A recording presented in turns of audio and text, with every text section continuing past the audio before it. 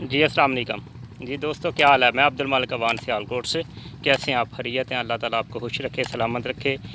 तो ये जो हमारे एडवांस फार्मिंग के जो व्यूअर्स हैं, जो किसान हैं, तो उनके लिए ये है, ये एक मैंने आज टेक्निक अडाप्ट कर रहा हूँ कि किस तरह हम अपनी चावल की फसल में ज़्यादा से ज़्यादा झाड़ बना सकें, पौधे बना सकें, उसकी नालियाँ बना सकें। इसको हिंदी में कल्ले बोलते हैं, इंग्लिश में टिलरिंग बोलते हैं। तो ये किस तरह हम इसको ज़्यादा से ज़्यादा कर सकें देसी, बगैर किसी खाद के। तो ये एक मैंने ये कुछ 6 फीट लंबा बांस है, और उसके साथ ये आप देख रहे हैं कि 3 मैंने ईंटें बांधी, एक सेंटर में, 2 साइडों पे है, और एक जो है ना ये रस्सी बांधी हुई है कि जिस तरह ये सुहागा का कॉन्सेप्ट ही है। तो ये इसके साथ ईंटें इसलिए बांधी हैं कि ताकि इसका वज़न को 8 से 10 किलो होना चाहिए। चूँकि ये 8 से 10 किलो होगा ये, तो ये नीचे थोड़ा सा बैठेगा, और जब इसको हम फेरेंगे तो ये पौधे को ना एक झटका देगा। जब झटका देगा तो उसकी वेजिटेटिव ग्रोथ, यानी जो ऊपर वाली ग्रोथ है, वो रुक जाएगी और नीचे से वो नलियाँ स्टार्ट कर देगी। अब ये भी सवाल पैदा होता है कि क्या वो जो ऊपर वाली नालियाँ वो मर जाएंगी? नहीं, वो कुछ दिन के बाद अभी वो रुक जाएंगी, और कुछ दिन के बाद वो स्टेबल हो जाएंगी, क्योंकि उनके अंदर अभी जो है ना वो नली नहीं बनी, इसलिए वो गांठ नहीं बनी, इसलिए वो भी स्टेबल इंशाल्लाह हो जाएंगी। तो ये उसके बाद ये बांस मैंने इसलिए लिया है ताकि ये पौधे को जो है ना, अगर हम इसकी कुछ चौरस चीज़ लेते तो वो पौधे को ना कट लगा सकती थी। तो बांस लिया ताकि ये जो है ना वो पौधा आराम से ऊपर में बैठ के तो ये निकलता जाए, और पौधा नीचे से जो है ना वो पीछे से उठता जाए। ये बांस यानी कि गोल चीज़ ली है मैंने। आप इसके लिए पाइप इस्तेमाल कर सकते हैं, और अगर कोई आपके पास इस तरह कोई गोल जो है ना वो लकड़ी है, उसका वज़न इसके बराबर है, यानी मकसद है कि ये थोड़ी सी गोल होनी चाहिए, यानी पौधे को नुकसान ना दे, और उसका वज़न 8 से 10 किलो होना चाहिए। तो ये चीज़ें आपने देखनी है। और उसके बाद मेरे पास अभी कोई बंदा नहीं है, मैंने खुद ही इस्तेमाल करना है। तो मैं कोशिश करता हूँ कि आपको ये दिखाऊँ किस तरह हो। तो लेकिन यह है कि आपके ज़हन में इंशाल्लाह कॉन्सेप्ट तो आ गया अभी। और उसके बाद हम देखेंगे कि एक खेत में हम इसको लगाएंगे, और एक इसको बाटा बोलते हैं ना, हिंदी में बाटा लगाना, और इधर इसको सुहागा कह लें आप। तो एक हम इसकी नलियां गिनेंगे बाटा लगाने से पहले, और उसके बाद 8-10 दिन के बाद, और उसके बाद जिस खेत में नहीं लगाई उसकी भी नलियां गिनेंगे, उसकी भी 8-10 दिन के बाद करेंगे। फिर अल्टीमेट फाइनल जो है ना वो फसल को साथ साथ हम ऑब्ज़र्व करते रहेंगे आखिर तक। तो हम देखेंगे कि इसका क्या, इंशाल्लाह इंडिया में तो ये बहुत ज़्यादा ज़ाहिर है वो करते हैं, इसका कोई मिलता है असर तो तभी करते हैं ना। तो हम भी इसको इस्तेमाल कर रहे हैं। तो ये तकरीबन उसके बाद इसको लगाने का टाइम होता है जब ये आपकी मूंजी जो है ना वो चावल की फसल वो झाड़ बना रही हो, नीचे से पौधे निकाल रही। ये तकरीबन 20 से 40 दिन का उसका होता है उम्र। 20 से 40 दिन में ये वो प्रोसेस मुकम्मल करती है।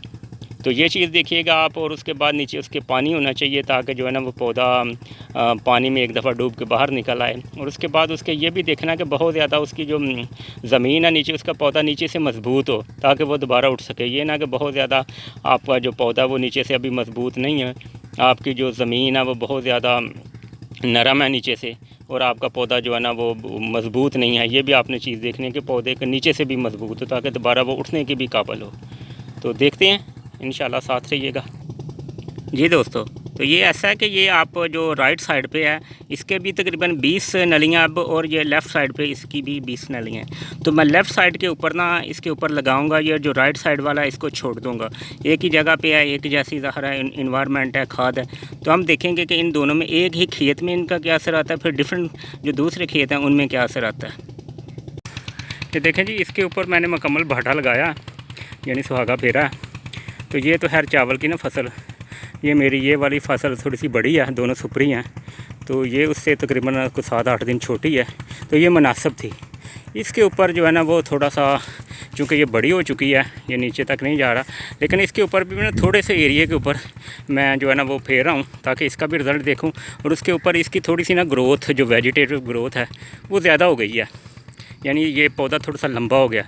तो मैं ये भी इसके ऊपर एक चीज़ चेक करना चाह रहा हूँ कि इसके ऊपर मैं जब फेरता हूँ किसी एक जगह, तो क्या मैं देखता हूँ ऊपर से इसकी ग्रोथ रुकती है कि नहीं, क्योंकि हमने बाद औक़ात ना फसल की ग्रोथ भी रोकनी होती है। तो ये भी एक जो है ना वो तजर्बा हो जाएगा। तो इंशाल्लाह ये भी देखते हैं। इसके ऊपर भी थोड़े से एरिए के ऊपर ना मैं फेर देता हूँ। आगे वो जो थोड़ी सी ना वो सुपर की फसल है उसके ऊपर भी, क्योंकि उसका पौधा ऑलरेडी बहुत मोटा हो चुका है, तो उसके ऊपर भी थोड़ा सा जो है ना एक साइड पे चेक करते हैं, क्योंकि तजर्बा है। इंशाल्लाह इसके रिज़ल्ट के बाद जो है ना इसको फिर देखेंगे। अल्लाह हाफिज़। जी अस्सलाम वालेकुम। ये दोस्तों ये देखें, ये इस खेत में मैंने लगाया है। इसमें आप देखें थोड़ा सा ना आपको नज़र आ रहा है कि ऊपर कोई ना वो चीज़ जो है ना वो फिरी हुई है। ज़ाहिर है अपोजिट साइड पे एक दफ़ा वो सीधा एक दफ़ा आना जाना। और इस खेत में आप देखेंगे ये बिल्कुल फ्लैट है ऊपर से एक जैसा, क्योंकि इसके ऊपर नहीं लगा। तो इसको आप ये भी देखें, आपको आसानी से नज़र आ रहेगा कि ये जो है ना वो किस खेत में ये लगा है। तो देखते अब मैं आपको कोशिश करता हूँ कि ये जो है ना वो लगाने की भी टेक्निक बताऊँ। ये दोस्तों ये देखें, ये जो है ना वो अब बांस है, ये आप देखते जाएंगे इस तरह जो है ना वो आता जाएगा। ये तो खैर मेरी चावल की ना ये फसल थोड़ी सी लंबी है, इसके ऊपर तो इतना खैर अफेक्टिव नहीं होगा, लेकिन यहाँ पे आपको जो है ना ये देखें पीछे से उठती जा रही है। तो ये मकसद आपको ये दिखाना है, इससे जो है ना वो चावल की आपकी फसल थोड़ी सी छोटी होनी चाहिए। ये मैं जस्ट आपको इसके ऊपर मैं मारूँगा नहीं, लेकिन आपको ये जस्ट दिखा रहा हूँ। तो उम्मीद है इंशाल्लाह आपको ये समझ आ गई है। तो दुआओं में याद रखें। अल्लाह हाफ़िज़।